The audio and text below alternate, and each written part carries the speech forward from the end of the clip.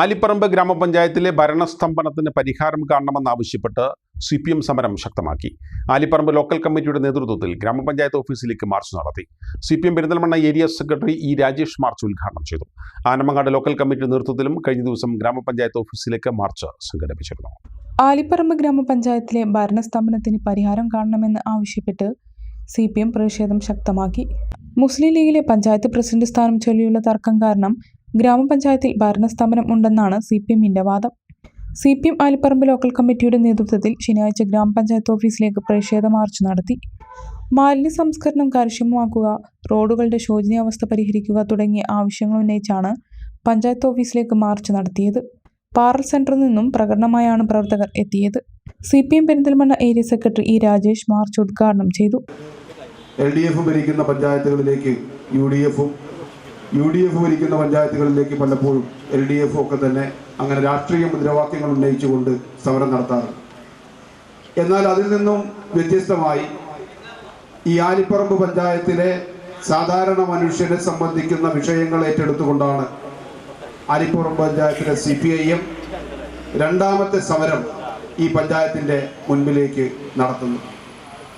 ആലിപ്പറമ്പ് പഞ്ചായത്ത് നമുക്കറിയാം, നമ്മുടെ മണ്ഡലത്തിലെ ഏറ്റവും പ്രധാനപ്പെട്ട പഞ്ചായത്തുകളിലൊന്നാണ്, ഏറ്റവും വലിയ പഞ്ചായത്തുകളിലൊന്നാണ്.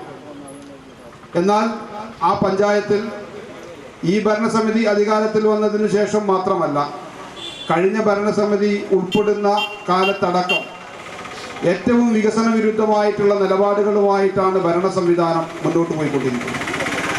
ആലിപ്പറമ്പ് ഗ്രാമപഞ്ചായത്തിലെ വികസന പ്രവർത്തനങ്ങൾ സ്തംഭിച്ചിരിക്കുകയാണെന്നും മുസ്ലിം ലീഗ് അംഗങ്ങൾക്ക് അധികാര വടംവലിയിലാണ് ശ്രദ്ധ എന്നും E. രാജേഷ് പറഞ്ഞു. ഇത് ആലിപ്പറമ്പ് ലോക്കൽ കമ്മിറ്റി നേതൃത്വം കൊടുത്ത് നടത്തുന്ന സമരമാണ്. നമ്മുടെ കാമ്പ്രൻ റോഡുണ്ടല്ലോ, കാമ്പ്രൻ റോഡിന് ഫണ്ട് പാസ്സായിട്ടുണ്ട്. എന്നാൽ പള്ളിക്കുന്ന് മുതൽ കാളികടവ് വരെയുള്ള റോഡുണ്ട്. ആ റോഡിന്റെ ഓണർഷിപ്പ് ആർക്കാ? ജില്ലാ പഞ്ചായത്തിനാ. ഈ ഗ്രാമപഞ്ചായത്തിന്റെ പ്രഷർ ഉണ്ടെങ്കിൽ ആ പ്രദേശത്തെ വാർഡ് മെമ്പർ ആരാ? UDF. ഈ ഗ്രാമപഞ്ചായത്തിന്റെ പ്രഷർ ഉണ്ടെങ്കിൽ ലീഗ് ഭരിക്കുന്ന ജില്ലാ പഞ്ചായത്തിൽ നിന്ന് ആ റോഡിന് ഫണ്ട് പാസ്സാക്കിയെടുക്കാൻ ഇവർക്ക് കഴിയില്ലേ?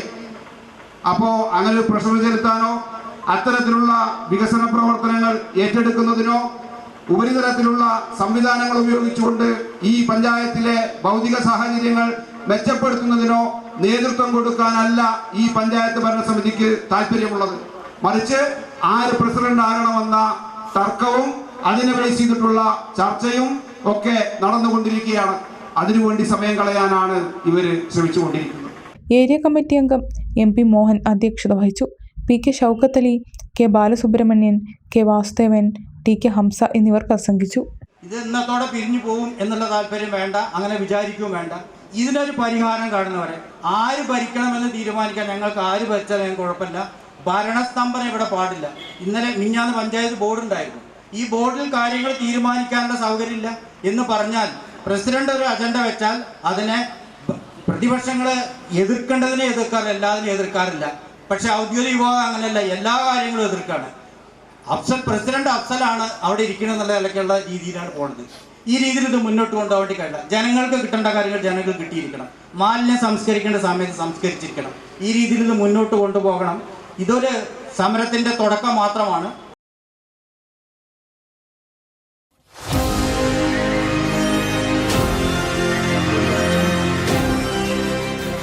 കൂടുതൽ വാർത്തകളും വിശേഷങ്ങളും അറിയാൻ പേജ് ലൈക്ക് ചെയ്യൂ.